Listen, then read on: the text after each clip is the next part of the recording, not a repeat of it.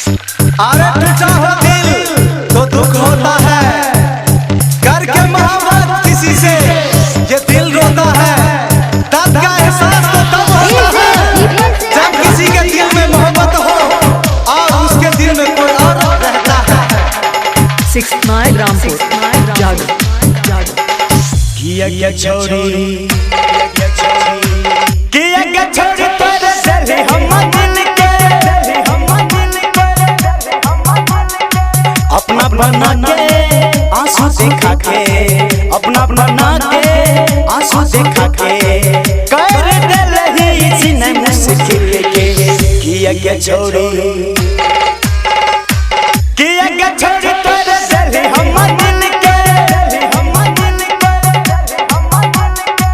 किया क्या छोड़ी तेरे दिल हम दिल के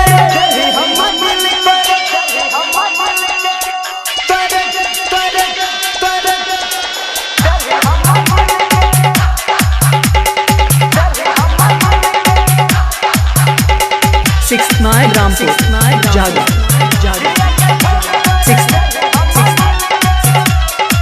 साथ रह के वादा तू के लही, बीच सफर में हमरा छोड़ देलही, बीच सफर में हमरा छोड़ देलही। साथ रह के वादा तू के लही, बीच सफर में हमरा छोड़ देलही।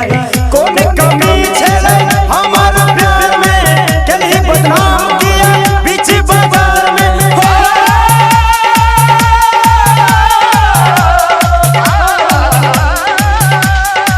कौन कमी छले हमारा प्यार में, कहीं बदनाम किया बीच बाजार में। पागल या पागल देख गाल के दिल के किया क्या छोड़ी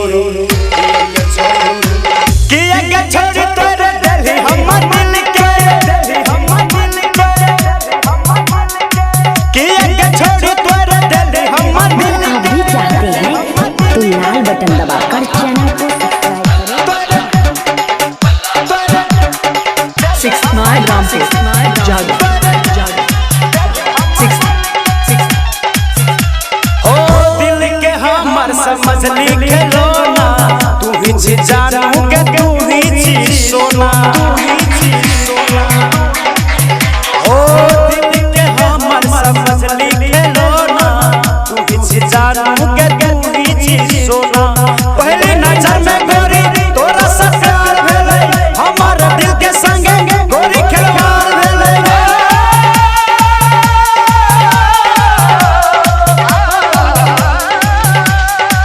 पहली नजर में गोरी तोरा से प्यार भेलै, हमर दिल के संगे गोरी खिलवाड़ भेलै।